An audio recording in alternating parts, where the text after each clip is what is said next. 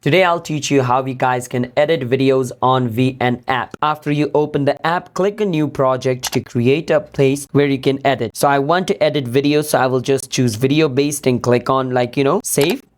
Then I will choose the things which I'm going to use for this video. So I want to edit a video, so I will choose video at the top and choose one of my video from over here, my gallery, and click on the arrow at the bottom right. Now over here you can see the video on the timeline. You can swipe to go to the place where you want to cut the video and click on split at the bottom, it will cut. Then you can go to the place where you want to make another cut and click on split, and you guys can see the middle part is now separated from the front and end. Now go to the middle and click on delete at the bottom. That part will be removed. Now if you want to add filters, you can click on filters. For controlling the speed of the video, choose speed. For volume, choose volume.